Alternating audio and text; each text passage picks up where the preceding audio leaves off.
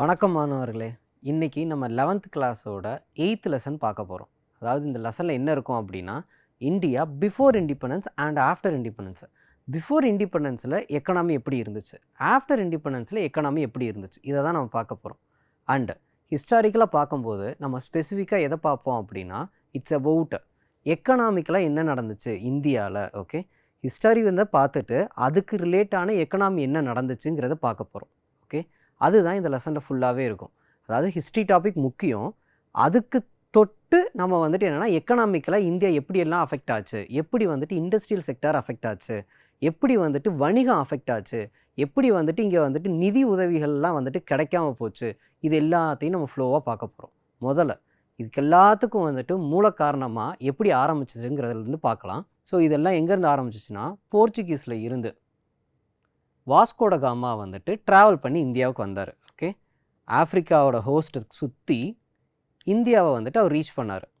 எங்கே அப்படின்னா கேலிக்கட்டை. ஓகே, எப்போ அப்படின்னா மே 20, 1498 இந்தியாவை வந்து அடைஞ்சார்.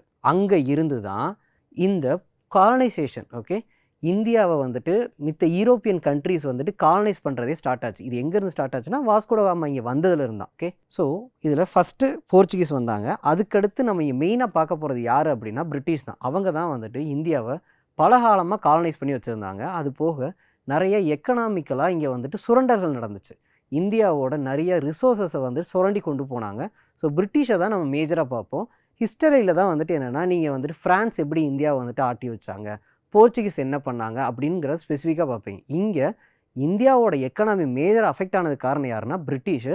ஸோ பிரிட்டிஷோட ரிலேட்டான ஹிஸ்ட்ரியை மட்டும்தான் இங்கே மேஜராக நம்ம பார்க்க போகிறோம். முதல்ல என்ன நடந்துச்சுன்னா, 1601 இந்த டயத்தில் தான் இங்கிலீஷ் ஈஸ்ட் இந்தியா கம்பெனி பெங்காலில் ஃபஸ்ட்டு வர்றாங்க. ஓகே, வந்துட்டு அதுக்கப்புறம் 1614 சர் தாமஸ் ரோ அவர் வந்துட்டு என்னென்னா சக்ஸஸ்ஃபுல்லாக கிங் ஜஹாங்கீர் கிட்ட வந்துட்டு பெர்மிஷன் வாங்குறாரு ஃபேக்ட்ரி வைக்கிறதுக்கு. ஓகே, அதுக்கப்புறம் கொஞ்சம் கொஞ்சமாக என்ன நடந்துச்சுன்னா, 1858 பிரிட்டிஷ் பார்லிமெண்ட்டே வந்துட்டு இந்தியாவுக்காக லா மேக் பண்ண முடியும் அப்படிங்கிற பவரை எடுத்துக்கிட்டாங்க. நல்லா புரிஞ்சுக்கோங்க, 1858க்கு முன்னாடி வரைக்கும் ஈஸ்ட் இந்தியா கம்பெனின்னு ஒரு கம்பெனி இந்தியாவை ரூல் பண்ணிட்டு இருந்துச்சு. அதுக்கடுத்து 1858க்கு அப்புறம் என்ன ஆச்சு அப்படின்னா, பிரிட்டிஷ் பார்லிமெண்ட்டே வந்துட்டு இங்கே வந்து ரூல் மேக் பண்ணுற மாதிரி பிரிட்டிஷோட மொத்த கண்ட்ரோலில் இந்தியா போய் சேர்ந்துச்சு. அதுக்கப்புறம் வந்துட்டு இவங்க கொஞ்சம் கொஞ்சமாக வந்துட்டு இந்தியாவை ஃபுல்லாக ஆட்டி வைக்க ஆரம்பித்தாங்க. எப்படி சார் ஆட்டி வைக்க ஆரம்பித்தாங்க, எப்படி இவங்க ஃபுல் கண்ட்ரோலில் எடுத்தாங்க அப்படின்னா, அது ஒரு 3 ஸ்டெப்பாக நம்ம பார்க்க போகிறோம். அதில் மொதல் ஸ்டெப் என்ன அப்படின்னா, பீரியட் ஆஃப் மெர்ச்சன்ட் கேபிட்டல், வணிக மூலதன காலம். இது எப்போ அப்படின்னா 1757 1813 வரைக்கும் இது நடந்துச்சு. இதில் என்ன பண்ணாங்க அப்படின்னா, ட்ரேடு, ஓகே, வணிகத்தை கண்ட்ரோல் பண்ண ஆரம்பித்தாங்க. வணிகத்தை கண்ட்ரோல் பண்ணுறதுனால இந்தியா எப்படி சார் அஃபெக்ட் ஆகும் அப்படிங்கிற கேள்வி எல்லாருக்கும் வரும். இதை 2 விதமாக சொல்லலாம். மோனோபோலி, மோனோப்சோனி அப்படிங்கலாம். மோனோபோலி, இன்னொன்று வந்துட்டு என்னென்னா மோனோப்சோனி. இதை நம்ம ஏற்கனவே படிச்சிருக்கிறோம். எந்த லெசனில் படிச்சிருக்கோம் ஞாபகம் இருக்கும். ஓகே, இம்பர்ஃபெக்ட் காம்படிஷன் சொல்லி படிச்சிருப்போம். மோனோபோலி அப்படின்னா என்னென்னா முற்றுமை, அதுக்கடுத்து மோனோப்சோமினா நுகர்வோர் முற்றுமை. ஓகே, இது 2மே அவங்க பண்ணாங்க ட்ரேடில். அது எப்படின்னா, ஃபார் எக்ஸாம்பிள் இந்தியாவில் ஒரு பொருள் ப்ரொடியூஸ் பண்ணுறாங்கன்னு வச்சுக்கோங்க. இப்போ ஒரு 10 பேர் வந்துட்டு அந்த பொருளை டிமாண்ட் பண்ணுறாங்கன்னா, அந்த பொருளோட காசு என்னாகும், விலை என்னாகும், கூடும்ல. இப்போ நான் வந்துட்டு ஒரு ஐவரி அதாவது யானை தந்தத்தில் ஒரு ஆர்ட் வந்து பண்ணியிருக்கிறேன், சரிங்களா. ஒரு கைவினை பொருட்கள் வந்துட்டு நான் வந்துட்டு யானையோட தந்தத்தில் பண்ணியிருக்கிறேன்னு வச்சுக்கோங்க. அதுக்கு எல்லா கண்ட்ரிக்கும் நான் விற்கிறேன் அப்படின்னா எல்லோரும் வந்துட்டு அதை டிமாண்ட் பண்ணுவாங்க. ஸோ அதனால் என்னோடய ப்ரைஸ் கூடும், அதனால் எனக்கு நிறைய வருமானம் கிடைக்கும். ஆனால் இங்கே என்ன பண்ணாங்க அப்படின்னா, சிங்கிள் பையர். அந்த சிங்கிள் பையர் யாருன்னா பிரிட்டிஷ் மட்டும்தான். அப்போ மோனோப்சோனி, சரியா. ஸோ மோனோப்சோமி, நுகர்வோர் ஒற்றுமை. ஓகே, இதனால் என்ன நடந்துச்சு அப்படின்னா, என்னோட பொருளுக்கான கரெக்டான விலை நிர்ணயம் எனக்கு கிடைக்காம போச்சு. ஏன்னா அவங்க மட்டும்தான் பையர் இருக்காங்க. அவங்க என்ன விலைக்கு கேட்குறாங்களோ அதுக்கு நான் கொடுத்து தான் ஆகணும். அவங்க அந்த விலைக்கு, நான் இப்போ சொல்கிற விலைக்கு அவங்க வாங்க மாட்டேன்ட்டாங்கன்னா எனக்கு வேறு யார்ட்டையும் விற்க முடியாது. அதனால என்னோடய வணிகம், சரியா, என்னோடய ட்ரேட் ஆக்டிவிட்டி, இந்தியாவோட ட்ரேட் ஆக்டிவிட்டி கொஞ்சம் கொஞ்சமாக அழிய ஆரம்பித்தது. இது போக monopoly in trade. Monopoly in trade அதாவது என்னென்னா, அவங்க ஒரு பொருளை விற்பாங்க, அவங்க மட்டும்தான் இந்தியாவில் வந்துட்டு வணிகம் பண்ண முடியும். அப்போ ஏதாவது ஒரு பொருள் எனக்கு வேணும், அது இந்தியனாக இருக்கிற எனக்கு ஒரு பொருள் வேணும் அப்படின்னா நான் அவங்கக்கிட்ட இருந்து மட்டும்தான் வாங்க முடியுங்கிற மாதிரி ஒரு ரூலை போட்டாங்க. மித்த எந்த கண்ட்ரி கூடயாவது நீங்கள் ட்ரேடு வச்சுக்கிட்டீங்க அப்படின்னா உங்கள் மேலே நாங்கள் வரி விதிப்போம், உங்களை அரெஸ்ட் பண்ணி ஜெயிலில் போடுவோம் இப்படின்னு வந்துட்டு நிறையா ரூல்ஸை இம்போஸ் பண்ணாங்க. அதனால் என்னென்னா நம்ம ஒரு பொருளை விற்கணுன்னாலும் பிரிட்டிஷ் தான் விற்கணும், ஒரு பொருளை வாங்கணுன்னாலும் பிரிட்டிஷ் தான் வாங்க முடியும். ஸோ இப்படி ஒரு சினாரியோ வந்ததுனால கொஞ்சம் கொஞ்சமாக நம்மளோட ட்ரேட் ஆக்டிவிட்டீஸ் குறைஞ்சிக்கிட்டே வந்தது. நல்லா நான் வச்சுக்கோங்க, ஒரு காலத்தில் பிரிட்டிஷ் வர்றதுக்கு முன்னாடி ஏன்ஷியன் இந்தியாவில் உலகளாவிய பொருளாதாரத்துலேயும் உலகளாவிய ட்ரேடு சரியாக வணிகத்துலேயும் இந்தியா தான் வந்துட்டு ஒரு முன்னோடியாக இருந்தாங்க. அவங்க தான் பெரிய டாமினன்ட் ரோலை ப்ளே பண்ணிட்டு இருந்தாங்க.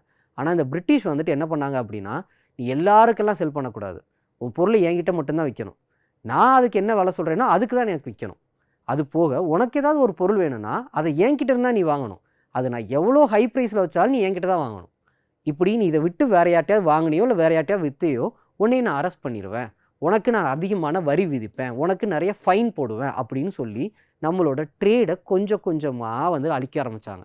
ஓகே, இது எந்த டைம் பீரியட் அப்படின்னா 1757 1813 வரைக்கும் இப்படி நடந்துட்டு இருந்துச்சு. இதுதான் ஃபஸ்ட்டு கொஞ்சம் கொஞ்சமாக இந்தியாவோட எக்கனாமி டெஸ்ட்ராய் ஆக ஆரம்பித்தது. நல்லா யோசிச்சு பாருங்கள், ட்ரேடில் தான் நம்மளுக்கு வந்துட்டு நிறைய வந்துட்டு காசு வரும் சரியா. அப்போ காசுன்னு சொல்ல மாட்டோம், அப்போ என்ன வரும், கோல்டாக கிடைக்கும் சரியா. நான் ஒரு பொருளை இன்னொரு நாட்டுக்கு விற்கிறேன் அப்படின்னா எனக்கு கோல்டோ இல்லை சில்வரோ கொடுப்பாங்க. அப்போ அந்நிய செலாவணியில் வந்துட்டு என்னென்னா எனக்கு நிறைய கோல்டும் சில்வரும் இருந்துச்சு. இந்த பிரிட்டிஷ் வந்ததுக்கப்புறம் இது மொத்தமாக இல்லாமல் போச்சு. ஏன்னா நான் விற்கிறதா விலை, வாங்கணுனாலும் சரி விற்கணுனாலும் சரி என்னோடய விலை தான் நீ சொல்லணும், அதுக்கு தான் நீ விற்கவும் வாங்கணும் அப்படின்னு சொல்லி கண்ட்ரோல் பண்ண ஆரம்பித்தாங்க. அதனால் இந்தியா எக்கனாமி கொஞ்சம் கொஞ்சமாக அழிவை நோக்கி ஆரம்பித்தது. அடுத்து எப்படின்னா பீரியட் ஆஃப் இண்டஸ்ட்ரியல் கேபிட்டல். இது எப்போ அப்படின்னா 1813 1858 வரை. இங்கே என்ன பண்ணாங்க அப்படின்னா முதல்ல என்னது ட்ரேடை முடிச்சிட்டாங்க, வணிகம் வந்துட்டு அஃபெக்ட் ஆயிருச்சு. அடுத்து இண்டஸ்ட்ரீஸை எப்படி சார் பிரிட்டிஷ் டெஸ்ட்ராய் பண்ணாங்க அப்படின்னா அதுவும் ஒரு ஸ்டோரியை வச்சு சொல்லலாம். இதுக்கு நான் எடுத்துக்கிட்டது வந்துட்டு என்ன, டெக்ஸ்டைல் இண்டஸ்ட்ரி, ஜவுளி கடைகள் வந்துட்டு எப்படி வந்துட்டு பிரிட்டிஷ்னால் அழிஞ்சிச்சுங்கிறத சொல்கிறேன். பிரிட்டிஷ் என்ன பண்ணாங்க அப்படின்னா இந்தியாவில் இருந்து ரா மெட்டீரியலான காட்டனை இங்கேருந்து வாங்கிட்டு போவாங்க. காட்டன் ஏன் இந்தியாவில் ஃபேமஸ் அப்படின்னா இங்கே வந்து பிளாக் சாயில் இருக்குது, இந்த பிளாக் சாயிலை வந்துட்டு இன்னொரு பேர் சொல்லுவாங்க காட்டன் சாயில்னு சொல்லுவாங்க, நீங்கள் ஜியோகிரஃபியில் படிச்சிருப்பீங்க.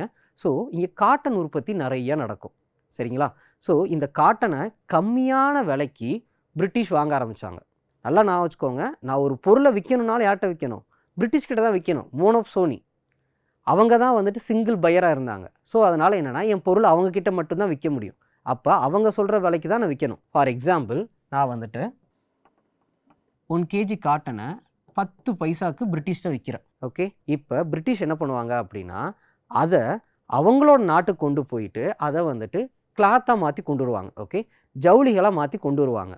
ஓகே, அங்கே வந்துட்டு என்ன இருக்குதுன்னா மான்செஸ்டர்னு ஒரு இடம் இருக்குது, லாங்கஸ்டர்னு ஒரு இடம் இருக்குது. அதுதான் வந்துட்டு என்னென்னா பிரிட்டிஷோட இந்த டெக்ஸ்டைல் இண்டஸ்ட்ரீஸ் நிறைய இருக்கிற இடம். அங்கே இருந்து இவங்க வந்துட்டு டெக்ஸ்டைல்ஸை வந்துட்டு ப்ரொடியூஸ் பண்ணி இந்தியாவில் வந்து விற்பாங்க. எவ்வளோக்கு விற்பாங்க அப்படின்னா கிளாத்ஸ் வந்துட்டு ஒரு எக்ஸாம்பிளுக்கு சொல்கிறேன், ₹1 விற்கிறாங்கன்னு வச்சுக்குவோம். ஓகே, இப்படி வந்து விற்க ஆரம்பித்தாங்க. அப்போ வாங்கிட்டு போனது 10 பைசாவுக்கு, இந்தியாவில் வந்து விற்கிறது ₹1.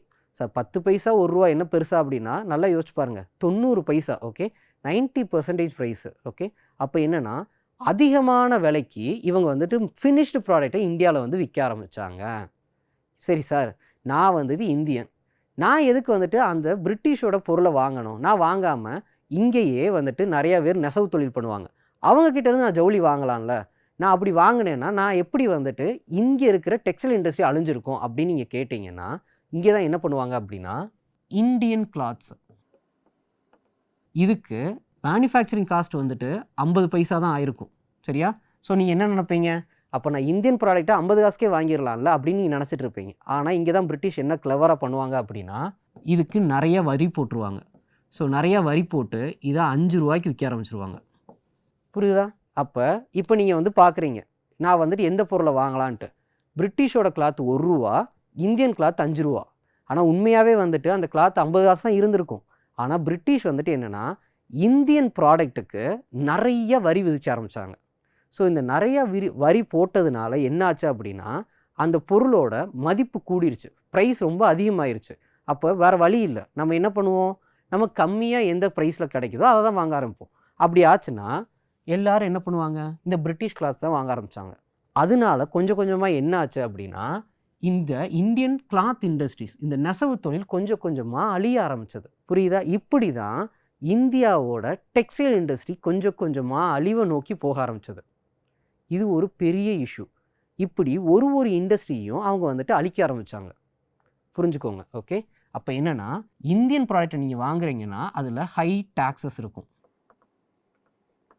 இது மூலமாக இந்தியன் பொருள்களை வாங்க விடாமல் பண்ணிட்டாங்க. அதே நேரத்தில் நீங்கள் காட்டனை வந்துட்டு அவங்ககிட்ட மட்டும்தான் விற்க முடியும். அதை நான் முதலே சொன்னேன்ல, monopoly in trade. Okay, so முற்றுமை. அது மூலமாக வந்துட்டு என்னென்னா, நீ என்கிட்ட மட்டும்தான் ஒரு பொருளை விற்கணும்னு சொல்லி ரா மெட்டீரியல் கம்மியான ப்ரைஸுக்கு வாங்கிட்டு அதுலேருந்து வர ஃபினிஷ்டு ப்ராடக்டை அதிகமான ப்ரைஸுக்கு இந்தியாவில் விற்க ஆரம்பித்தாங்க. ஸோ ஒரு லெவலில் வந்துட்டு இந்தியனோட கிளாத் இண்டஸ்ட்ரீஸே அழிஞ்சு போயிடும். அதுக்கடுத்து என்ன பண்ணுவாங்கன்னா, ₹1 விற்றுட்டு இருந்ததை ₹10 விற்க ஆரம்பிப்பாங்க. உங்களுக்கு வேறு வழியே கிடையாது, அவங்ககிட்ட தான் வாங்கி ஆகணும். ஸோ இப்படி தான் கொஞ்சம் கொஞ்சமாக இந்தியாவோட இண்டஸ்ட்ரீஸை அழிக்க ஆரம்பித்தாங்க. சரி சார், என்ன சார் வெறும் பிரிட்டிஷை பற்றி வந்துட்டு தப்பாகவே சொல்லிக்கிட்டு இருக்கீங்க, அப்படிலாம் இல்லை. அவங்க தான் நம்மளுக்கு வந்துட்டு ரயில்வேஸ் போட்டாங்க, அவங்க தான் நம்மளுக்கு வந்துட்டு மாடர்ன் எஜுகேஷன் சிஸ்டம் கொண்டு வந்தாங்க, அவங்க தான் நம்மளுக்கு வந்து மாடர்ன் பேங்கிங் சிஸ்டம் கொண்டு வந்தாங்க, அவங்க தான் நம்மளுக்கு வந்துட்டு போஸ்டல் சர்வீஸ் சிஸ்டம் கொண்டு வந்தாங்க. அப்படி இருக்கும்போது எப்படி வந்து பிரிட்டிஷ் வந்துட்டு எல்லாத்தையும் அழிச்சாங்க, எல்லாத்தையும் டெஸ்ட்ராய் பண்ணாங்க அப்படின்னு நீங்கள் கேட்கலாம். அதுக்கு என்னென்னா, இங்கே பாருங்கள், period of finance capital. Okay, நிதி மூலதன காலம். இங்கே என்ன நடந்துச்சுன்னா, எல்லாரும் என்ன சொல்லுவாங்க, அவங்க தானே வந்துட்டு ரயில்வே போட்டாங்க, போஸ்டல் சிஸ்டம் கொண்டு வந்தாங்க, பேங்கிங் சிஸ்டம் கொண்டு வந்தாங்க அப்படின்னு நீங்கள் சொல்லுவீங்க. ஆனால் நல்லா யோசிச்சு பாருங்கள். இப்போ ஃபார் எக்ஸாம்பிள் ஏன் ரயில்வேஸ் போடுறாங்கன்னு வச்சுக்கிறோம். இந்தியா இருக்குது சரியா, இங்கே ராஜஸ்தான் இருக்குது. இந்த ராஜஸ்தானில்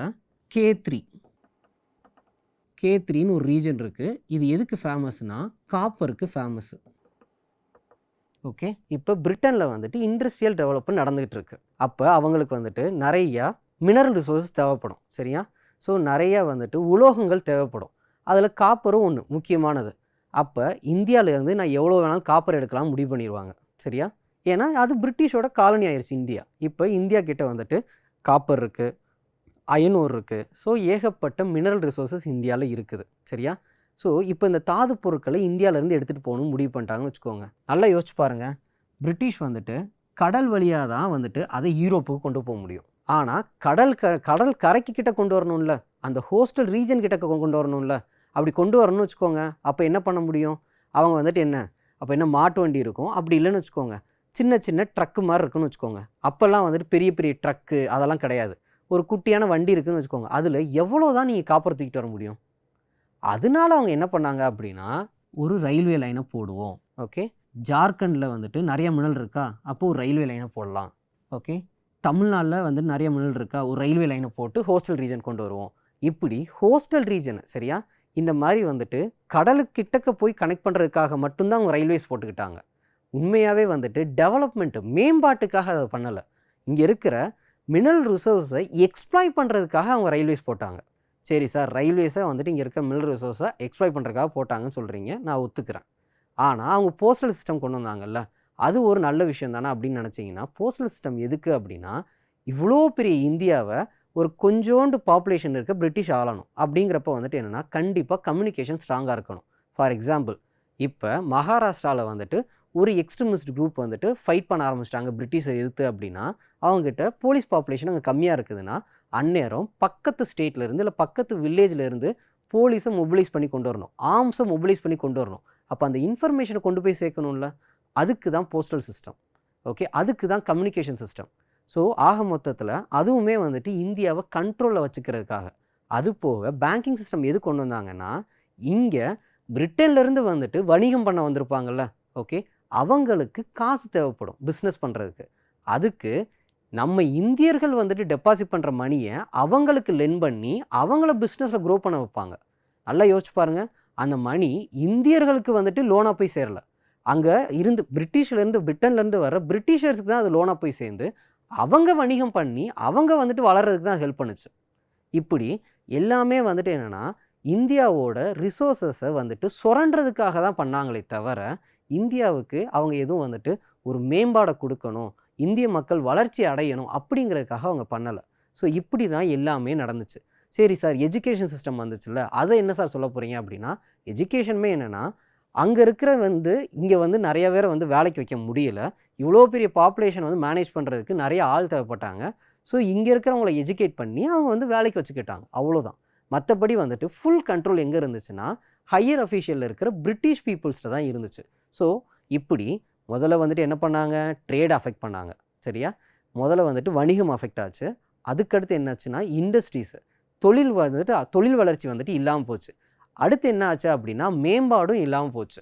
ஓகே, அதுவும் இல்லாமல் இந்த எல்லா ப்ராசஸ்க்கும், இந்த ரயில்வே போட்டது, இந்த போஸ்டல் சிஸ்டம், இது எல்லாத்துக்கும் எங்கேருந்து காசு வரும்? இதை யோசிச்சு பாருங்கள். Where did the finance comes from? எங்கேருந்து இவங்களுக்கெல்லாம் காசு வந்திருக்கும் அப்படின்னா, இவங்க ஒன்றும் பிரிட்டன்லேருந்து காசை கொண்டு இங்கே செலவு பண்ணல. இவங்க என்ன பண்ணாங்க அப்படின்னா, இந்திய மக்கள்கிட்ட இருந்து அதிகமான வரியை வசூலித்து அது மூலமாக தான் இந்த ரயில்வே சிஸ்டமு, இந்த போஸ்டல் சிஸ்டம், இது எல்லாத்தையுமே கொண்டு வந்திருக்கிறாங்க. ஓகே, ஸோ இப்படி தான் அவங்க அவங்களோட நோக்கத்தை ஃபுல்ஃபில் பண்ணிக்கிட்டாங்களே தவிர இந்திய மக்களுக்கான மேம்பாட்டை அவங்க க்ரியேட்டே பண்ணலை. சரி, இது ஒரு பக்கம் இருக்கட்டும். இது மட்டும்தான் சார் இண்டஸ்ட்ரியாக இருந்துச்சா இந்தியாவில் அப்படிங்கிற கேள்வி வரும். அப்போ என்னது, வெறும் ட்ரேடு மட்டும்தான் பெருசாக இருந்துச்சா, இல்லை டெக்ஸ்டைல் இண்டஸ்ட்ரீஸ் மட்டும்தான் பெருசாக இருந்துச்சா, வேறு எதுவுமே இந்தியாவில் இல்லையா அப்படின்னு உங்களுக்கு கேள்வி வரலாம். இந்தியாவை என்ன சொல்லுவாங்க அப்படின்னா, industrial workshop of the world. British இந்தியாவை காலனைஸ் பண்ணுறதுக்கு முன்னாடி உலக நாடுகள் இந்தியாவை industrial workshop of the வேர்ல்டுன்னு சொல்லுவாங்க. இண்டஸ்ட்ரியல் ஒர்க் ஷாப், ஓகே, அதாவது என்னென்னா தொழில்களின் கூடாரம். ஓகே, தொழில்களின் கூடாரம், உலகின் தொழில்களின் கூடாரம் அப்படின்ட்டு இந்தியாவை சொல்லிட்டு இருந்தாங்க பிரிட்டிஷ் இந்தியாவுக்குள்ளே வர்றதுக்கு முன்னாடி. காரணம் என்ன அப்படின்னா, இங்கே ஏகப்பட்ட ஹேண்டிகிராஃப்ட் ஒர்க்கு, கைவினை பொருட்கள் ப்ரொடியூஸ் பண்ணுறதுல இந்தியா ஒரு முன்னோடியாக இருந்துச்சு. அது போக விவசாயத்தில் முன்னோடியாக இருந்தாங்க, கைவினை பொருட்களில் முன்னோடியாக இருந்தாங்க, காட்டன் இண்டஸ்ட்ரீஸில் முன்னோடியாக இருந்தாங்க. இப்படி எல்லா இடத்துலையும் முன்னோடியாக இருந்தாங்க. நம்ம ஏற்கனவே டெக்ஸ்டைல் இண்டஸ்ட்ரி, ஜவுளி கடைகளை எப்படி அழிச்சாங்கங்கிறத பார்த்தோம். சரிங்களா, அது போக எப்படி வணிகம் அஃபெக்ட் ஆச்சுன்னு பார்த்தோம். அடுத்து நம்ம என்ன பார்க்க போகிறோம் அப்படின்னா, இந்த கைவினை பொருட்கள் இதனால் வந்த ரெவன்யூஸை இவங்க எப்படி அஃபெக்ட் பண்ணாங்கிறத பார்க்கலாம். அதுக்கு முதல்ல இந்தியாவோட பெருமையை சொல்கிற மாதிரி இருக்கிற முஸ்லீம். ஓகே, முஸ்லீம்ன்றது என்னென்னா, இது ஒரு காட்டன் கிளாத்து. இது ரொம்ப தின் ஃபேப்ரிக்காக இருக்கும், ரொம்ப சாஃப்டான ஃபேப்ரிக். இது எங்கே இருந்துச்சுன்னா தாக்கா ரீஜனில் இருந்துச்சு. அப்போ இந்தியா ஒரு பெரிய ரீஜன். ஓகே, ஸோ அப்போ பங்களாதேஷும் இந்தியாவுக்குள்ளே தான் இருந்துச்சு, பாகிஸ்தானும் இந்தியாவுக்குள்ளே தான் இருந்துச்சு. ஸோ அந்த மாதிரி டைம் பீரியடில் முஸ்லீம் ப்ரொடக்ஷன் இந்தியாவில் ஒரு பெரிய விஷயம். ஓகே, அதை இந்தியா மித்த நாடுகளுக்கு, மேலை நாடுகளுக்கெல்லாம் எக்ஸ்போர்ட் பண்ணி ஒரு பெரிய அளவில் ரெவன்யூ பார்த்துட்டு இருந்தது. அதை இவங்க அஃபெக்ட் பண்ண ஆரம்பித்தாங்க. அடுத்து கலம்காரி பட்டு, இது எங்கன்னா ஆந்திராவில். இது என்னென்னா ஹேண்டாலேயே வரைவாங்க. இதுக்கு நிறையா டிமாண்ட் இருந்துச்சு உலகளாவிய. ஓகே, அதுக்கடுத்து தஞ்சாவூரோட பிரான்ஸ் ஸ்டாச்சு, இதுக்குமே உலகளாவியில் நிறையா டிமாண்ட் இருந்துச்சு. அதுக்கடுத்து ஐவரி கார்வின் இன் முர்சிதாபாத், இதுவுமே என்னென்னா உலகளாவிய எல்லாருமே இந்தியாவிலேருந்து வாங்கிட்டு இருந்தாங்க. இப்படி A to Z எல்லா கைவினை பொருட்களும் இந்தியாவில் இருந்து தான் எக்ஸ்போர்ட் ஆகிட்டு இருந்துச்சு. இதை கொஞ்சம் கொஞ்சமாக பிரிட்டிஷ் குறைக்க ஆரம்பித்தாங்க. ஓகே, எப்படி இதை அழிக்க ஆரம்பித்தாங்கங்கிறத பார்க்கலாம். First decline of Indian handicraft. இது எப்படி நடந்துச்சு அப்படின்னா, மோனோபோலி இந்த ட்ரேடு, டிஸ்கிரிமினேட்டிவ் ட்ரேடு ப்ராக்டிஸ். அது எப்படி பண்ணாங்க அப்படின்னா, நீங்கள் ஒரு பொருளை ப்ரொடியூஸ் பண்ணுறீங்கள, அதை நீங்கள் யாருக்கு விற்கணும்னு சொன்னேன், பிரிட்டிஷ்க்கு மட்டும்தான் செல் பண்ணணும்னு சொல்லிட்டாங்கன்னு சொன்னேன். அப்போ பிரிட்டிஷ்க்கு மட்டும்தான் நீங்கள் செல் பண்ணணும். ஆனால் இங்கேருந்து பிரிட்டிஷ் வாங்கிட்டு போயிட்டு அங்கே இறக்குமதி பண்ணணுமா, சரியா, பிரிட்டனில் அதை இறக்குமதி பண்ணுவாங்க. அப்போ என்ன பண்ணுவாங்க அப்படின்னா, இம்போர்ட் டியூட்டிஸ் அதிகமாக போடுவாங்க, இறக்குமதி வரி அந்த பொருள் மேலே அதிகமாக போடுவாங்க. இப்போ நல்லா கவனிச்சு பாருங்கள், இந்தியாவிலேருந்து ஒரு பொருளை ₹1 வாங்கிட்டு போயிட்டு பிரிட்டனில் அதை ஒரு பொருளை வாங்கணும் அப்படின்னா அது ₹50 அப்படின்னா பிரிட்டனில் யாராவது வாங்குவாங்களா? அப்போ என்ன ஆகும், பிரிட்டனில் யாருமே வாங்கலை அப்படின்னா, உன் பொருளை யாருமே வாங்கலப்பா அப்படின்னு சொல்லிட்டு திரும்ப கொடுத்துருவாங்க. அப்போ என்ன பண்ணுவாங்க மக்கள், சரி நம்ம கொஞ்சம் கொஞ்சமாக ட்ரை பண்ணி பார்ப்பாங்க எப்படியாவது அதை விற்கணுன்ட்டு. ஆனால் வாங்கினா பிரிட்டன் மட்டும்தான் வாங்கணும். பிரிட்டனில் அதிகமான இறக்குமதி வரி இருக்கிறதுனால பிரிட்டன் மக்களும் வாங்க மாட்டாங்க. அப்போ ஒரு லெவலில் என்ன பண்ணுவாங்க அப்படின்னா, இந்த ஐவரி கார்விங் பண்ணுறவங்களோ இல்லை கலம்காரி பட்டு பண்ணுறவங்களோ என்ன பண்ணுவாங்க அப்படின்னா, அந்த தொழிலையே விட்டு வேறு தொழில் போயிடுவாங்க. அதே நேரத்தில் இங்கே என்ன பண்ணாங்க அப்படின்னா, பிரிட்டனு இங்கே இருக்கிற ரா மெட்டீரியல்லாம் எடுத்துகிட்டு போய் அங்கே ஃபேக்ட்ரிஸில் இதை மேனுஃபேக்சர் பண்ணி இந்தியாவில் விற்க ஆரம்பித்தாங்க. புரியுதா? அப்போ என்னென்னா, ஒரு பக்கம் ப்ரொடக்ஷனை ஸ்டாப் பண்ணிட்டாங்க, இன்னொரு பக்கம் இந்தியாவுக்கு தேவையான பொருளை அவங்க ஃபேக்ட்ரியிலேருந்து மேட் பண்ணி இங்கே விற்க ஆரம்பித்தாங்க.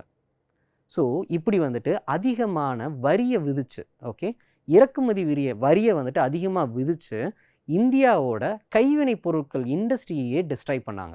ஏற்கனவே டெக்ஸ்டைல் இண்டஸ்ட்ரி டிஸ்ட்ராய் ஆயிடுச்சு, அதுக்கடுத்து வந்துட்டு ட்ரேடு டிஸ்ட்ராய் ஆயிடுச்சு, ரயில்வேஸ் மூலமாக வந்துட்டு இங்கே இருக்கிற ரிசோர்ஸஸ் எல்லாத்தையும் வந்து திருடி கொண்டு போக ஆரம்பித்தாங்க. இப்போ கைவினை பொருட்களும் அழிய ஆரம்பிச்சிருச்சு.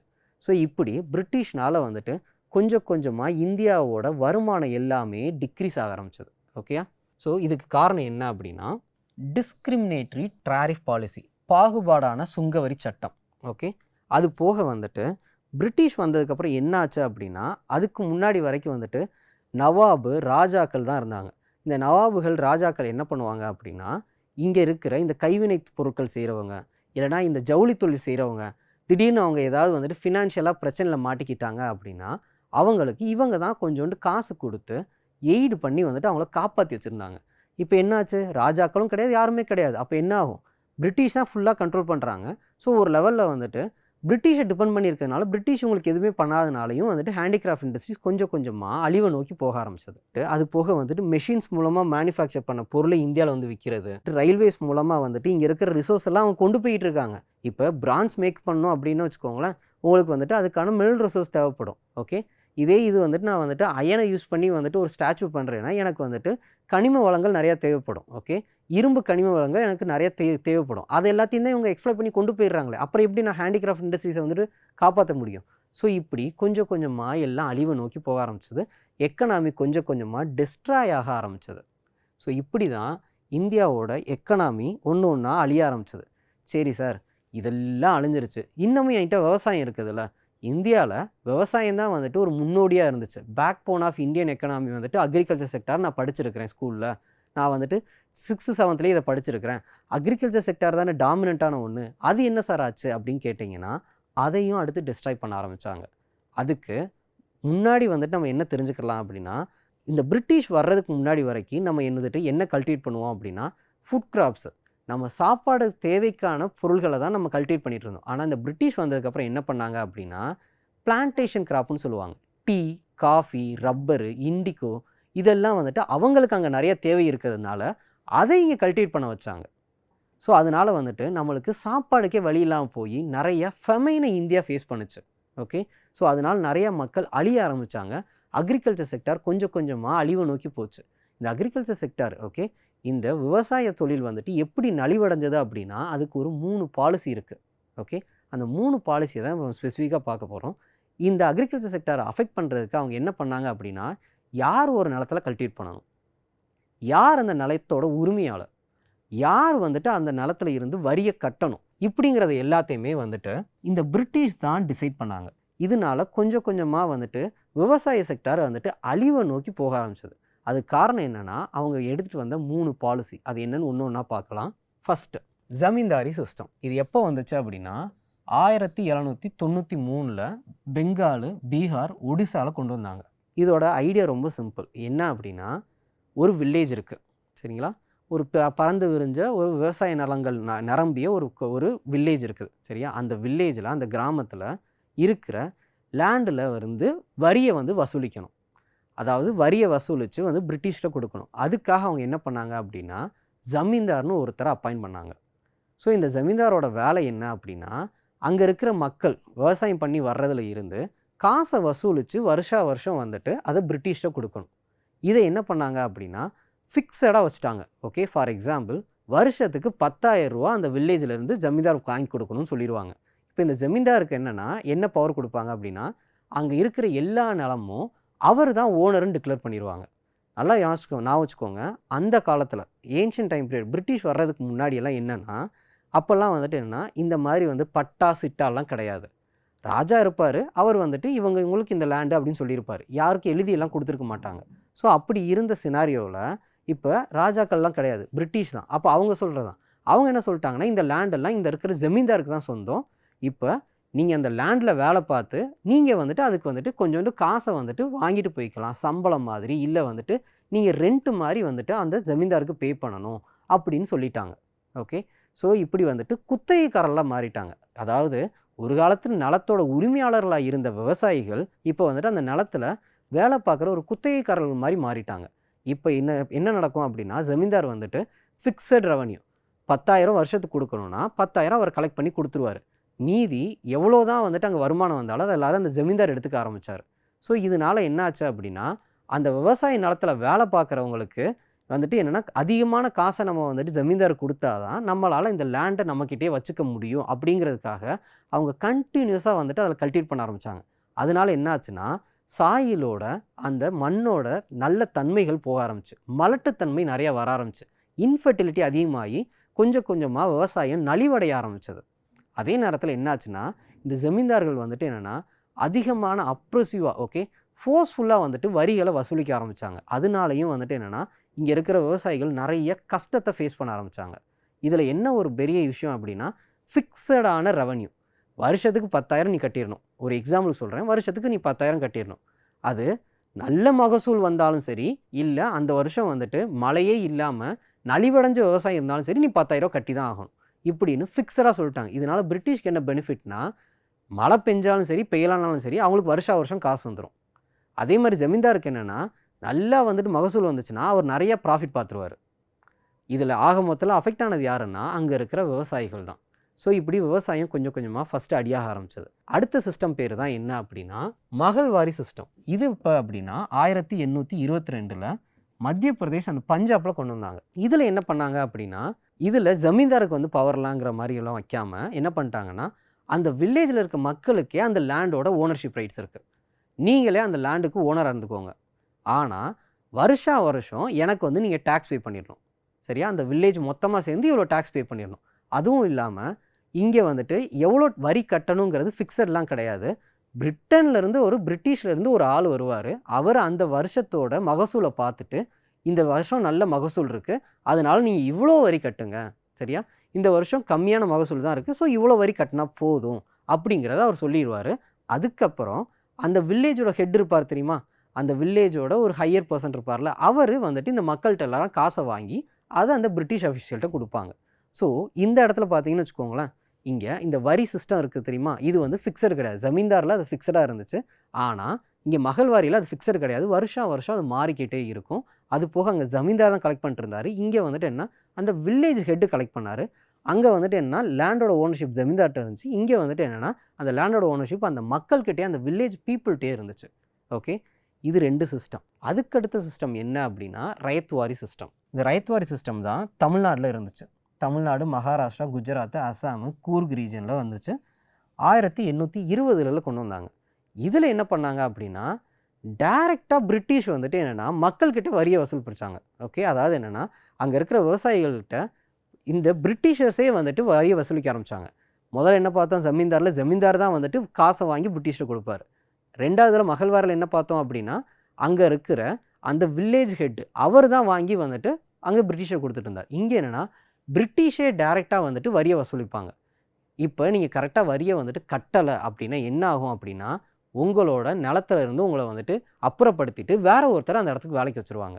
அதனால என்ன ஆச்சு அப்படின்னா அந்த தடவை வந்துட்டு விவசாயம் நல்லா நடக்கலை. ஆனால் நான் வரியை கரெக்டாக கட்டினா தான் அந்த நிலம் என்கிட்டே இருக்கும். அதனால் என்ன பண்ணாங்க அப்படின்னா மணி லெண்டர், இந்த வட்டிக்கு விடுறவங்ககிட்ட காசை வாங்கி இவங்க வரி பே பண்ண ஆரம்பித்தாங்க.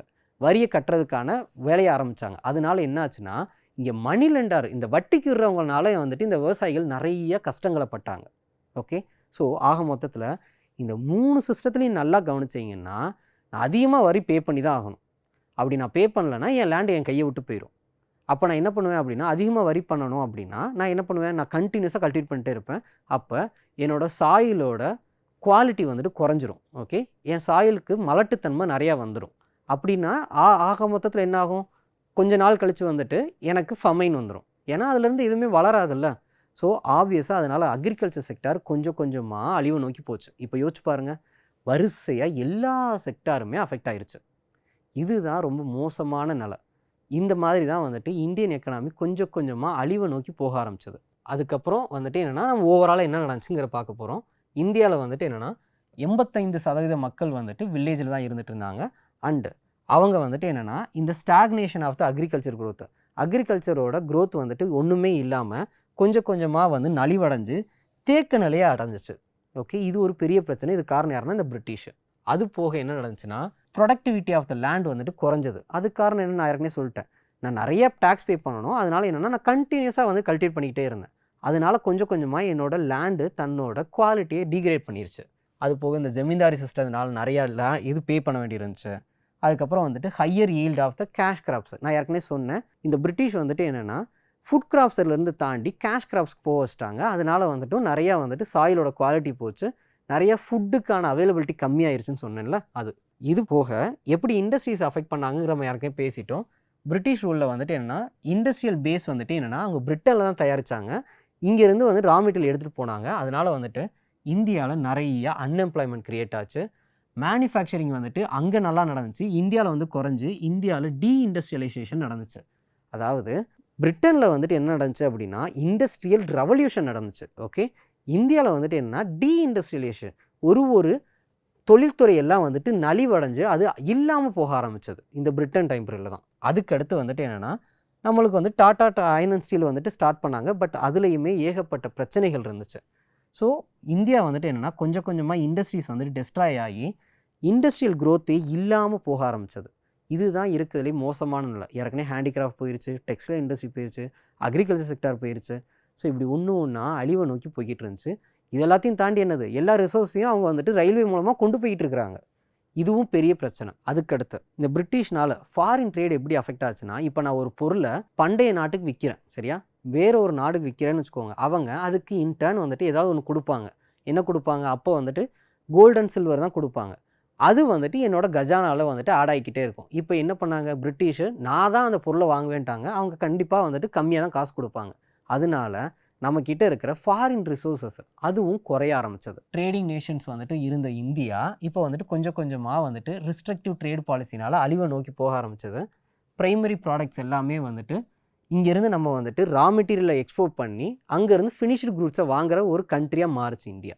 அது போக வந்துட்டு பிரிட்டிஷ் வந்துட்டு மோனோபோலியின் ட்ரேடு வந்துட்டு ஏகப்பட்ட கண்ட்ரியோடு வச்சுருந்துச்சு. சைனா, ஸ்ரீலங்கா அண்டு பர்ஷியா இவங்க கூடலாம். அது போக சூயஸ் கெனால், சரியா, இந்த சூயஸ் கெனால் மூலமாக தான் மேஜர் ஃபாரின் ட்ரேடெல்லாம் நடக்கும். இது வந்துட்டு ஓப்பன் ஆனதுனால ரொம்ப ஈஸியாக பிரிட்டிஷ் வந்துட்டு கடல் வழியாக வந்து இங்கே இருக்கிற பொருள்களை எடுத்துகிட்டு போகிறதுக்கு யூஸ் ஆச்சு. ஓகே, அதுக்கடுத்து என்ன நடந்துச்சுன்னா, என்னதான் வந்துட்டு இந்தியா வந்து நிறைய எக்ஸ்போர்ட் பண்ணாலும் சில்வர் அண்ட் கோல்டு இந்தியாவுக்குள்ளே வரவே இல்லை. அது காரணம் தான் யாருன்னு சொல்லிட்டேன் இல்லை, ஏன்னா அவங்க கம்மியான ப்ரைஸ் தான் வாங்கிட்டு இருக்காங்க, மோனோசோனி. ஸோ அது போக வந்துட்டு இங்கே நிறைய பிரிட்டிஷோட அட்மினிஸ்ட்ரேஷனுக்காக நிறைய காசை வந்து யூஸ் பண்ண ஆரம்பிச்சிட்டாங்க. அதுக்கப்புறம் வந்துட்டு எசென்ஷியல் கூட்ஸ் வந்துட்டு ஃபுட் கிரெயின்ஸ் இது எல்லாமே வந்துட்டு இங்கே இல்லாமல் போச்சு. அது காரணமும் என்ன அப்படின்னா அவங்க நிறையா கேஷ் கிராப்ஸை கல்டிவேட் பண்ண ஆரம்பித்தாங்க. ஸோ இது மூலமாக மொத்த இந்தியாவுமே வந்துட்டு எக்கனாமிக்கலாக ஒரு அழிவை நோக்கி போக ஆரம்பித்தாங்க. அதுக்கடுத்து டெமோகிராஃபிக் கண்டிஷன், இதை நம்ம ஏற்கனவே பார்த்துருக்கோம். 1921 இயர் ஆஃப் லார்ஜ் டிவைடுன்னு சொல்லுவாங்க. அதாவது என்னென்னா பாப்புலேஷன் க்ரோத் ரேட்டு அப்போ மைனஸில் இருந்துச்சு, நெகட்டிவ் க்ரோத் ரேட் வந்துட்டு இந்தியாவில் இருந்துச்சு. அது காரணம் என்னென்னு நம்ம ஏற்கனவே டிஸ்கஸ் பண்ணோம். நிறையா வியாதி, சரியா, அதுக்கப்புறம் ஃபெமைன், வறட்சி வேறு இருந்துச்சு. வேர்ல்டு வாரில் இந்தியாவோட மக்களோட பெர்மிஷன் இல்லாமலே அவங்கள கொண்டு போய் அதில் நிற்க வச்சு அவங்கள வந்துட்டு சாக வச்சுட்டாங்க. ஸோ இதனால் வந்துட்டு ஒரு பக்கம் இந்த பாப்புலேஷன் வேறு வந்து டிக்ரீஸ் ஆக ஆரம்பித்தது, சரியா. அது போக இருக்கிற பாப்புலேஷனும் ஹெல்த்தியே இல்லாமல் வந்துட்டு நிறைய நோய்வாய்ப்பட்டவங்களாக வந்துட்டு இருக்க ஆரம்பித்தாங்க. அதுக்கு காரணமும் இந்த பிரிட்டிஷ் தான். இதை வந்துட்டு எப்படி இவங்க கண்டுபிடிச்சாங்க அப்படின்னா, ஃபஸ்ட்டு சென்சஸ் எப்போ நடந்துச்சுன்னா 1881. அதுக்கப்புறம் வந்துட்டு பீரியாடிக்காக 10 வருஷத்துக்கு ஒரு தடவை வந்து சென்சஸ் எடுக்க ஆரம்பித்தாங்க. ஸோ அதில் 1921 year of large divide. Okay, so இதுக்கப்புறம் வந்துட்டு என்னென்னா லிட்ரஸி ரேட்டு, ஓகே, அதாவது படிப்பறிவு எழுத்தறிவு இல்லாத மக்கள் வந்துட்டு ரொம்பவே இருந்தாங்க. லிட்ரஸியாக இருந்த மக்கள் வந்துட்டு என்னென்னா வெறும் 16% தான். ஃபீமேல் லிட்ரஸி ரேட் வெறும் 7% தான் இருந்துச்சு. அது போக வந்துட்டு பாப்புலேஷன் வந்துட்டு நல்லாவே க்ரோ ஆகலை. இது மாதிரி வந்துட்டு எல்லாமே வந்துட்டு நெகட்டிவாக போக ஆரம்பிச்சிது. ஹெல்த் செக்டாரும் வந்துட்டு ரொம்ப அடி வாங்க ஆரம்பிச்சது. ஸோ இதுக்கப்புறம் ஆக்குபேஷன் வைஸ் பார்த்தோம் அப்படின்னா இந்தியாவில் கிட்டத்தட்ட 70% 75% மக்கள் வந்துட்டு அக்ரிகல்ச்சர் செக்டாரில் இருந்தாங்க. 10% மேனுஃபேக்சரிங், 15% 20% சர்வீஸ் செக்டாரில் இருந்தாங்க. ஸோ இதுவுமே வந்துட்டு என்னென்னா அக்ரிகல்ச்சர் செக்டாரில் தான் நிறைய அடி வாங்குச்சு. ஏன்னா ஜமீன்தாரி சிஸ்டம் இருந்துச்சு, மகள்வாரி சிஸ்டம் இருந்துச்சு, ரைத்வாரி சிஸ்டம் இருந்துச்சு. இது எல்லாமே வந்துட்டு மக்களை நிறைய அடி வாங்க வச்சது. ஸோ அதனால் வந்துட்டு அக்ரிகல்ச்சர் செக்டார்லேருந்து வர ரெவன்யூ குறைய ஆரம்பிச்சது. ஓகே, அது போக ஆக்குபேஷன் செக்டார் வந்துட்டு இந்த டைம் பீரியடில் தான் ரொம்பவே மாறுச்சு. ஏன்னா விவசாயம் இல்லைன்னு போயிருச்சு. விவசாயத்தை விட்டு மக்கள் வேறு எங்கே போய் வேலை பார்க்கணுன்னா அவங்களுக்கு வந்துட்டு ஆப்ஷனே இல்லை. இந்த மாதிரி ஒரு இக்கட்டான சூழ்நிலையில் இந்தியா இருந்தது. ஓகே, அதுக்கப்புறம் என்ன நடந்துச்சுன்னா நிறையா இம்பேலன்ஸ் இருந்துச்சு, ரீஜனல் வேரியேஷன். ஃபார் எக்ஸாம்பிள், ஒரு பக்கம் இருக்கிற இந்தியாவில் வந்துட்டு நிறைய மேனுஃபேக்சரிங் இண்டஸ்ட்ரீஸ் வர ஆரம்பிச்சது, இன்னொரு பக்கம் என்னென்னா எதுவுமே இல்லாமல் இருந்துச்சு. அதுக்கு காரணம் என்னென்னா ஒரு இடத்துல நிறைய ரிசோர்ஸ் இருந்துச்சு, அதனால் என்ன பண்ணாங்கன்னா அங்கே இண்டஸ்ட்ரீஸை கட்டி அவங்களுக்கு தேவையான ப்ராடக்டை இங்கேருந்து எக்ஸ்ப்ளாய்ட் பண்ண ஆரம்பித்தாங்க. இன்னொரு பக்கம் அங்கே இண்டஸ்ட்ரீஸ்க்கான பாசிபிலிட்டிஸ் இல்லாமல் அந்த இடத்த அப்படியே சும்மா விட்டுட்டாங்க British. For example, Madras presidency, Bombay, okay, Bengal, இது எல்லாத்துலேயும் வந்துட்டு என்ன அக்ரிகல்ச்சர் செக்டார் கீழே போக ஆரம்பிச்சு மேனுஃபேக்சரிங் செக்டார் வந்துட்டு க்ரோ ஆக ஆரம்பித்தது. ஆனால் ஒடிசா, ராஜஸ்தான், பஞ்சாப் இதிலெல்லாம் என்னென்னா இன்க்ரீசஸ் இன் த அக்ரிகல்ச்சர் ஒர்க் ஃபோர்ஸு. ஸோ இந்த மாதிரி வந்துட்டு ஒரு இம்பேலன்ஸை வந்துட்டு பிரிட்டிஷ் க்ரியேட் பண்ணிட்டாங்க. எப்பயுமே வந்துட்டு ஒரு நல்ல கண்ட்ரி, நல்ல ஒரு கவர்மெண்ட்னா மொத்த இந்தியாவும் க்ரோ ஆகணும் அப்படின்னு தான் ஒர்க் பண்ணுவாங்க. சரியா, ஒரு சைடு மட்டும் க்ரோ ஆகணும், இன்னொரு சைடு வந்துட்டு க்ரோ ஆகாம விட மாதிரி பண்ணவே மாட்டாங்க. ஆனால் இந்த பிரிட்டிஷ் அதை தான் பண்ணிகிட்டு இருந்தாங்க. ஏன்னா அவங்களுக்கு எக்ஸ்ப்ளாய்டேஷன் தான் முக்கியமே தவிர இந்தியாவோட மேம்பாடு அவங்களுக்கு முக்கியமாக இல்லை. இது தாண்டி சியூடியில் ரொம்ப முக்கியமாக என்ன கேட்பாங்க அப்படின்னா, இந்த மாதிரி பிரிட்டிஷ் வந்துட்டு எப்படி எக்கனாமிக்கலாக இந்தியாவை அஃபெக்ட் பண்ணாங்க அப்படிங்கிறத யார் பேசுனாங்கங்கிறத கேட்கலாம். இதை பேசுனவங்க வந்துட்டு நிறைய பேர் இருக்காங்க. அது ரொம்ப முக்கியமான 3 பேர் யார் அப்படின்னா, தாதாபாய் நவ்ரோஜி 1901 அப்போ வந்துட்டு poverty and unBritish rule in India அப்படின்னு ஒரு புக்கை வெளியிட்டார். இதில் அவங்க எப்படி வந்துட்டு இந்தியாவில் இருந்து எல்லா வெல்த், வணிகம் எல்லாத்தையும் வந்துட்டு அழித்து அவங்களுக்கான தேவைகளை பூர்த்தி பண்ணிக்கிட்டாங்கங்கிறத அவ்வளோ அழகாக டேட்டாஸோடு சொல்லியிருப்பார். ஓகே, ஸோ இதை பற்றி கேட்கலாம். பாவர்ட்டி அண்ட் அன்பிரிட்டிஷ் ரூல் இன் இந்தியாங்கிறத யார் எழுதுனான்னு கேட்கலாம். அது தாதாபாய் நவ்ரோஜி. இது கண்டிப்பாக கேட்பாங்க. அதுக்கடுத்து the economic history of India under early British rule from the rise of the British power in 1757 to the accessions of Queen Victoria in 1837 இப்படிங்கிற புக்கை யார் எழுதுனா அப்படின்னா ஆர்.சி. தத். இதையும் கேட்கலாம். அதுக்கடுத்து the poverty problem in India by Prithvi Chandra Ray 1895 இந்த புக் எழுதினார். இந்த 3 புக்கையும் வந்து நான் வச்சுக்கோங்க. அவங்க யார் எழுதுனாங்கன்னு நான் வச்சுக்கோங்க, அந்த இயரை நான் வச்சுக்கோங்க. கண்டிப்பாக சியூடியில் கேட்பாங்க. ஏன்னா பிரிட்டிஷ்னால் எக்கனாமிக்கலாக இந்தியா எப்படி அஃபெக்ட் ஆகுதுன்னு பேசினவங்களில் இவங்க ரொம்ப முக்கியமான ஆளுங்க. ஓகே, இதை கண்டிப்பாக கேட்பாங்க. அதுலேயும் இந்த தாதாபாய் நவ்ரோஜியோட the poverty and the unBritish rule in இந்தியாங்கிறது வந்துட்டு ரொம்ப ரொம்ப முக்கியமான ஒரு புக்கு. இதில் ஏகப்பட்ட விஷயம் அவர் வந்துட்டு ரொம்ப கிளியராக சொல்லியிருப்பார். எவ்வளோ வந்துட்டு அன்எம்ப்ளாய்மெண்ட் கூடி இருக்குது பிரிட்டிஷ் வந்ததுக்கப்புறம், எவ்வளோ அக்ரிகல்ச்சர் லேண்டு, சரியா, விவசாய நிலங்கள் வந்துட்டு தரிசு நிலமாக மாறுச்சு. ஓகே, எவ்வளோ லேண்டில் இருந்து வந்துட்டு ப்ரொடக்ஷன் வந்துட்டு குறைஞ்சது அப்படிங்கிறத அதிகமான வந்துட்டு டேட்டாவோடு பேசியிருப்பார். ஓகே, ஸோ இதெல்லாம் ரொம்ப முக்கியமானது, கண்டிப்பாக கேட்பாங்க சியூடியில். So at the end of the day இப்போ நம்ம பார்த்ததுக்கு கன்க்ளூஷனுக்கு வரலாம். ஸோ ஆக மொத்தத்தில் பிரிட்டிஷ் வந்துட்டு இண்டஸ்ட்ரீஸ் அஃபெக்ட் பண்ணாங்க, அக்ரிகல்ச்சர் செக்டார் அஃபெக்ட் பண்ணாங்க, ஹேண்டிகிராஃப்ட் இண்டஸ்ட்ரீஸ் அஃபெக்ட் பண்ணாங்க. ஸோ இது எல்லாத்தையும் தாண்டி இங்கே இருக்கிற மினரல் ரிசோர்ஸ் எல்லாத்தையும் எக்ஸ்ப்ளாய்ட் பண்ணாங்க. ஸோ பிரிட்டிஷ்னால் வந்துட்டு நிறையா எக்கனாமிக்கல் பேக்வேர்டை தான் வந்துட்டு இந்தியா சந்திச்சிச்சு. ஸோ ஃபார் எக்ஸாம்பிள், அக்ரிகல்ச்சர் லேண்டில் வந்துட்டு லோ ப்ரொடக்டிவிட்டியை வந்து நம்ம ஃபேஸ் பண்ணோம். சரிங்களா, அதுக்கப்புறம் இண்டஸ்ட்ரீஸ் வந்துட்டு மாடர்னைசேஷன் தேவைப்பட்டுச்சு, ஆனால் இந்தியாவில் அது நடக்கலை. அதுக்கப்புறம் ஃபாரின் ட்ரேட் வந்துட்டு என்னென்னா பிரிட்டிஷோட இண்டஸ்ட்ரியல் ரெவல்யூஷனுக்கு ஹெல்ப் பண்ணுறதுக்காக மட்டும்தான் நடந்துச்சே தவிர இந்தியாவில் இண்டஸ்ட்ரியல் ரெவல்யூஷன் நடக்கிறதுக்கு அது எந்த விதத்துலையுமே உபயோகப்படலை. அதுக்கப்புறம் இன்ஃப்ராஸ்ட்ரக்சர்ஸ் வந்துட்டு அவங்களோட நீடுக்கு ஃபுல்ஃபில் பண்ணுறதுக்காக தான் இருந்துச்சே தவிர இங்கே இருக்கிற மக்களுக்கான மேம்பாட்டுக்கு அது ஹெல்ப் பண்ணலை. ஓகே, அதுக்கப்புறம் வந்துட்டு நிறையா அன்எம்ப்ளாய்மெண்ட் இருந்துச்சு. அதுக்கப்புறம் வந்துட்டு நிறைய சோஷியல் அண்ட் எக்கனாமிக்கல் இஷ்யூஸ் இருந்துச்சு. ஓகே, இப்போ நீங்கள் என்ன பண்ணணும் அப்படின்னா, இதெல்லாம் நம்ம டிஸ்கஸ் பண்ணிட்டோம். இதை வச்சுக்கிட்டு பிரிட்டிஷ்னால் வந்துட்டு என்னென்ன நடந்தது அப்படிங்கிறத ஹிஸ்டாரிக்கலாகவும் கொஞ்சம் ரீட் பண்ணுங்கள். அது போக வந்துட்டு இப்போ இருக்கிற பட்ஜெட்டில் இந்த மாதிரி வந்துட்டு பாவர்ட்டி எலிவேட் பண்ணுறதுக்கு என்னென்ன ஸ்கீம்ஸ் இருக்குது, அதுக்கப்புறம் வந்துட்டு எஜுகேஷனை ப்ரொமோட் பண்ணுறதுக்காக என்னென்ன ஸ்கீம்ஸ் இருக்குது, இது எல்லாத்தையும் கொஞ்சம் வந்து லேர்ன் பண்ணுங்கள். இதுதான் வந்துட்டு உங்களுக்கான ஒர்க்கு. இந்த சாப்டர் முடிஞ்சதுக்கப்புறம் நீங்கள் பண்ண வேண்டியது. இதை தாண்டி உங்களுக்கு ஏதாவது டவுட்ஸ் இருந்துச்சுன்னா நீங்கள் கிரவுண்ட் மூலமாக எங்ககிட்ட கேட்கலாம். ஓகேயா, தேங்க்யூ.